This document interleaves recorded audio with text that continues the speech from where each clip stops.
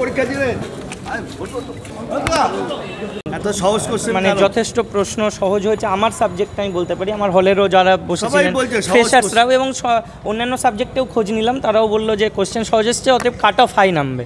এবার high cut off এবং সেখানে দাঁড়িয়ে যাদের সিলি মিস্টেক তো হওয়ার চান্স থাকেই, দেখা যাক, এখন বলা মুশকিল কার কত হবে যতক্ষণ না আনসার কি। কালো টি শার্ট পরে কেন এসেছেন?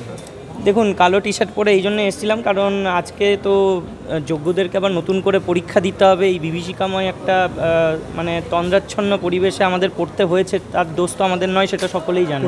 তো সেই মানে এটার একটা প্রতিবাদ সুলভ ব্যাপারে আমরা কালো ড্রেসটা পরেছি। আশাবাদী, দেখুন এখন আশাবাদী এইভাবে বলা সম্ভব নয়। আগে আমাদের মানে দেখতে হবে আনসার কি আছে, কাট অফ কী আছে, কারণ কোয়েশ্চেন যেহেতু সবাই বলছে ইজি হয়েছে, তাই কাট অফ হাই নামারই সম্ভাবনা। আশাবাদী নন, কিন্তু স্বচ্ছতার মনে হচ্ছে কোথাও। দেখুন, এখন তো বলা সম্ভব না, যদি কোনো খবর আসে অস্বচ্ছতার। আমরা তো জানি আজ থেকে নিয়োগ টিয়োগ হয়ে গেলে আবার 2 বছর পরে 3 বছর পরে কি বেরোবে তা তো এখন বলা সম্ভব নয়। একটা জিনিস দেখা গেল কি ভিতরে কিছু বাউন্সার দেখা গেল, চেক হয়েছে?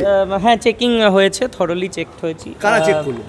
চেকিং সিকিউরিটি গার্ড বা বাউন্সার যারা ছিলেন। এখন তারা মানে স্কুলেরই যিনি হেড অফ দ্য ইনস্টিটিউশন, তার মানে সাইন্ড যে আই কার্ড সেটা পরেই তারা এটা করছেন, যারা বাউন্সাররা বা যারা সিকিউরিটি গার্ডরা রয়েছেন।